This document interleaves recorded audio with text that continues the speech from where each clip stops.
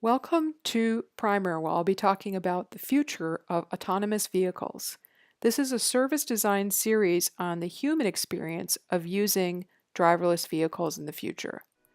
Let's first meet Gilbert, Grandpa Gilbert. He's 88 and male. He lives on his own in Valencia, California. His health is failing. He wears a pacemaker, but he's a rugged, independent man who likes a good beer and hanging out. He starts feeling chest pain one night. Luckily, his wearable is activated and gets a notification from his digitally enabled pacemaker. The wearable can then speak to Gilbert, telling him that help is coming, as well as what to do, and the wearable can also tell the wall display to show Gilbert some instructions. The device can trigger an alert to Gilbert's insurance and medical providers, who can then tell the hospital to send an air ambulance and will transfer over Gilbert's medical records. Gilbert's family can also be automatically notified through a trigger. The autonomous vehicle can be sent to Gilbert's house, which can have EMT personnel inside. They'll have already been notified by the wearable where Gilbert is located, and the door will be automatically unlocked. Gilbert can be loaded onto the vehicle and given immediate treatment while on the vehicle.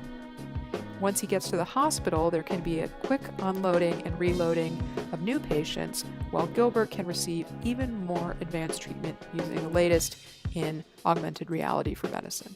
And the net result is that Gilbert is going to live. Yay!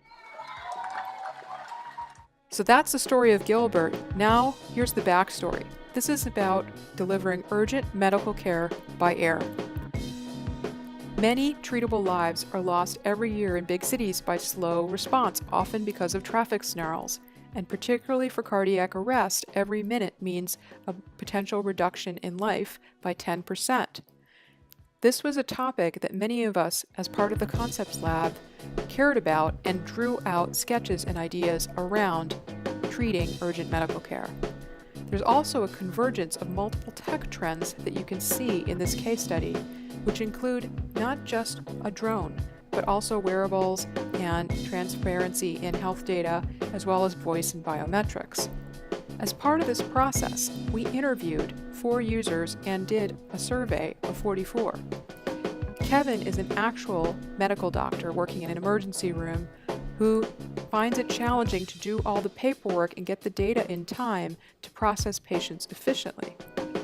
Laura, when she had an accident, wasn't giving any real advice about what she should do while she was waiting.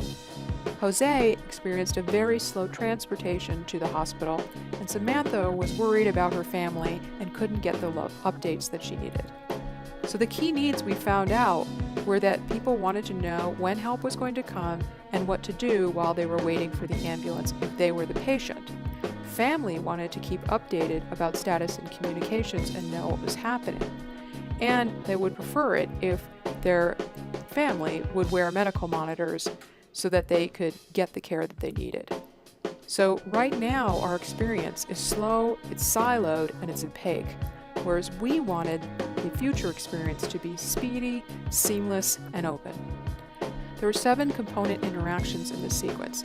It began with a pacemaker, and then that was communicated to the wearable, which went to transmit the medical records, triggering notifications, mapping where the location would be, sending an autonomous vehicle, and getting augmented reality medical care. This is the actual flow of the interactions. We mapped out the sequence for Gilbert's experience. In the current experience, where he unfortunately dies because it takes 2 hours for him to get care, versus the future experience where he can get care in under 12 minutes and lives. We further mapped that out by different type of user and use case in terms of how they would be interacting, and created a service design blueprint to summarize all of these interactions and the sequence. Right now, there are actually concepts out there that are doing this very thing, whether it's delivering medicine or, in July, a planned launch in the UAE of an actual flying drone ambulance just like this. The net result is that care can go from 2 hours to 12 minutes and lives can be saved.